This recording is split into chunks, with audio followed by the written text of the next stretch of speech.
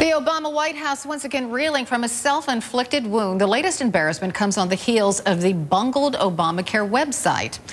A national security official is out of work for Twitter attacks on Republicans and even his fellow Obama insiders. Jofi Joseph is booted from his job as a director for the National Security Council. He tweeted his insults under an alias, including this shot at President Obama's senior advisor and trusted friend.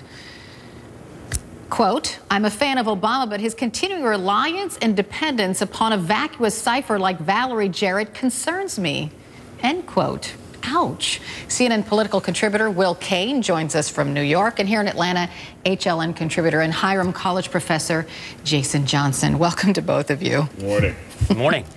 Like, my biggest problem with this is why it took them 2 years to figure out who was the anonymous tweeter, Jason. Yeah, that disturbs me. It's like we found Osama faster. This guy is in the building tweeting. He has to be on his phone. But really, firing him over this, we had to see more of the tweets. And I think when you see the tweets, it's kind of inappropriate. Some of it can be perceived as sexual harassment. So I can understand him being fired. But the Obama administration is very thin-skinned, and they have a very bad reputation with going after whistleblowers. Okay, you want to hear more tweets? Well, I'm going to read more tweets for you, too. Okay, here's another one. So when will someone do us the favor of getting rid of Sarah Palin and the rest of her white trash family? What utter useless garbage. And another anonymous tweet from this guy. Was Huma Abedin wearing beer goggles the night she met Anthony Weiner? These are really inappropriate, Will. Yeah, I mean, I actually like your point about the fact it took them 2 years to find this guy. I guess that should make us feel better about the whole NSA scandal. Maybe it's not quite as pervasive and insightful as we thought it was. Look, I disagree with Jason.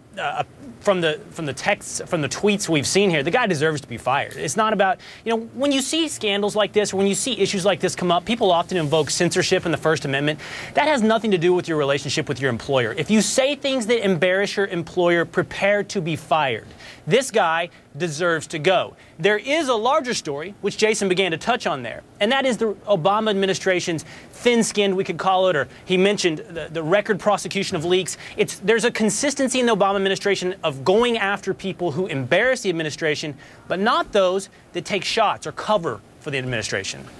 And Will really does have a point, because I felt it firsthand when I was, you know, reporting on the presidential race. I mean, President Obama's people can be quite nasty. They don't like you to say anything bad about their boss, and they're not afraid to use what other means they have at hand to stop you from doing that, including threatening your job.